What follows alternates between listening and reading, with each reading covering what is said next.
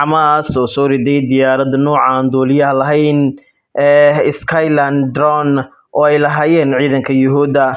Iska caabinta Falastiiniyiinta ayaa sidoo kale sheegay inay burburiyeen taangi ciidanka Yuhuudda ay leeyihiin kadib howlgal ay ka fuliyeen waqooyi galbeed ee Gaza. Isgaarsiinta isbitaalka Shifa oo hawada laga saaray kadib qabsashada ciidanka Israa'iil. Wararkii ugu dambeeyay xaaladda oo faraha ka sii baxday ayaan warkan ku falanqeyn doonaa.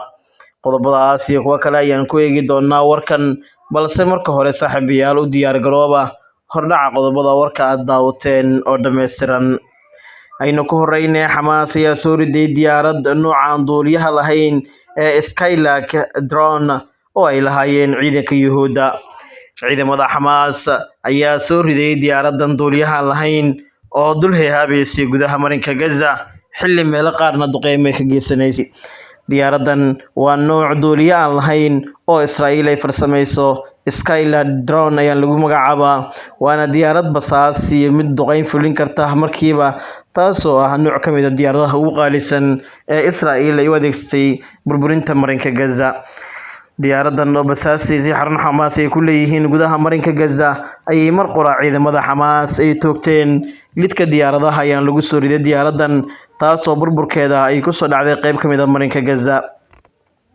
Israa'iil ayaa diyaaradan basaaska u ahayd ay sheegtay in 80% ay duubaysay xogaha iyo xaaladda Xamaas ee marinada dhulka hoostooda ah iyo meelaha hubka uu keedsan yahay, balse ay ka war heleen mar qura diyaaradii oo soo dhacday, taasoo ay sheegeen in ay xakameyn waayeen ka hor intay soo dhicin si ugu yaraan xogta ku jirta ay ugala baxaan.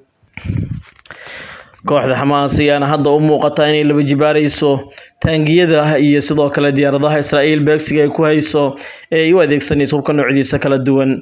Awoodda military ee Xamaas ayaa hadda laba jibaarantay marka loo fiiriyo inay awood u yeelatay in diyaaradaha iyo taangiyada Israa'iil ay dambas ka dhigto, taasoo ah naxdin, walwal iyo sidoo kale qalqalba ku abuurtay ciidamada gumeystaha ee Yuhuudda.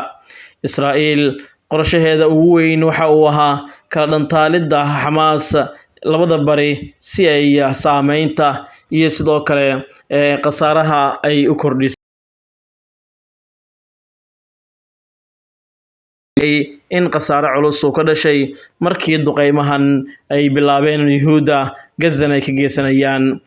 Afhayeen u hadlay kooxda Xamaas ayaana sheegay mar walba oo ay isku dayaan Yuhuudda in Gaza ay tallaabo soo qaadaan, waxaan qaadi doonaa 2 tallaabo si aan annaguna uga hortagno inaysan gudaha u soo gelin marinka Gaza, ayuu yidhi. Iska caabinta Falastiiniyiinta ayaa sidoo kale burburiyey taangi ay ciidanka Yuhuudda lahaayeen kadib howlgal ay ka fuliyeen waqooyi galbeed ee Gaza. Aaggan waqooyi galbeed ee Gaza waa goobta labaad ee u calaamaysan Yuhuudda si marinka Gaza ay uga soo galaan. Ciidamada guutada Al-Qassam ee garabka military ee Xamaas ayaa dhulka hoostiisa iyagoo ka soo baxaya la baahiyey, dabadeedna gantaalka lidka taangiyada ku dhufanaya taangi ugu qaalisan ay leeyihiin ciidamada Yuhuudda, kaasoo $60 milyan ku fadhiya.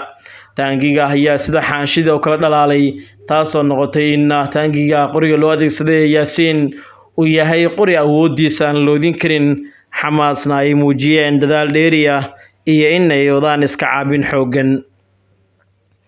Ciidamada gumeystaha Yuhuudda ayaa taangiyan la sheegay in ay qorshahoodu ahaa inay ku dumiyaan derbi ku yaalla waqooyi galbeed ee Gaza si halkaas ay marin ugu noqoto, balse isla iyagii howlgalka gaadmada sameys lahaa ayaa howlgal kale oo gaadmaha lagu sameeyey, taasoo burburisay awoodda iyo niyadda ciidanka gumeystaha Yuhuudda. Waqooyi galbeed ee Gaza hadda waxay u muuqataa in amnigeedu uu adag yahay, keliyana ay ciidamada Israa'iil bannaanka joogaan oo aysan awood u lahayn in qaybtaas ay ka soo galaan marinka Gaza.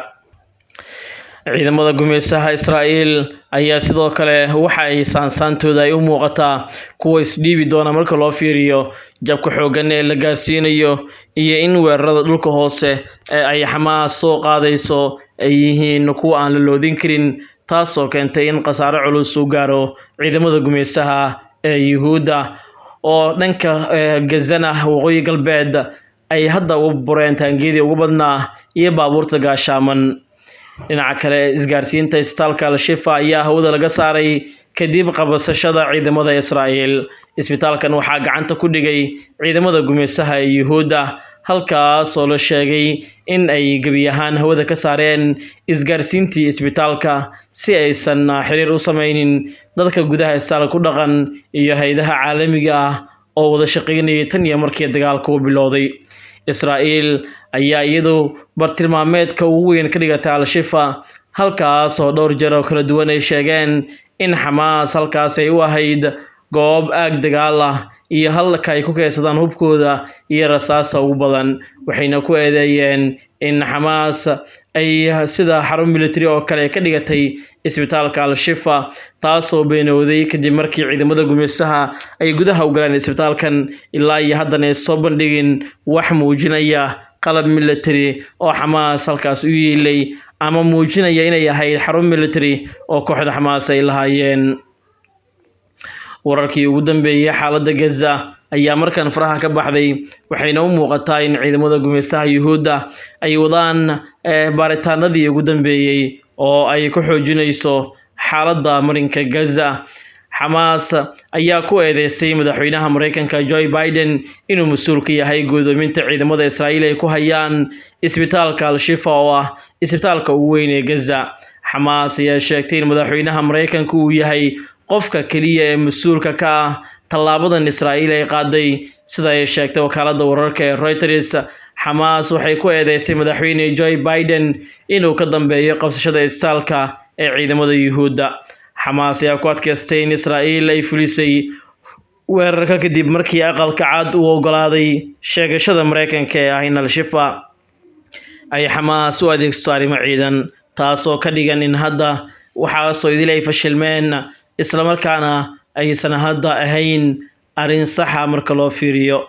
Kumanaan bukaan ah iyo dad kale oo tiro badan ayaa halkaasi ku sugnaa, taasoo hadda u muuqata in Yuhuuddu kala shaandhayn iyo kala saaris ay ku bilaabeen dadkii halkaasi lagu daweynayay. Qaarkoodna ay u muuqato in dhibaato culus ay gaarsiiyeen Yuhuudda iyagoo ka dhex urinaya Xamaas iyo in xiriir ay leeyihiin. xaaladda Gaza weli way cakiran tahay. Isbitaalkii ugu weynaa Gazana, Yuhuudda ayaa ku dhex laafiyoonaysa iyagoo waxna dilaya waxna banaanka soo saaraya, taasoo ah xaalad halis ah oo ka taagan marinka Gaza. daawade waa naga intaa wararkii ugu dambeeyay xaaladda Gaza tan iyo kulan dambe. Nabadgelyo.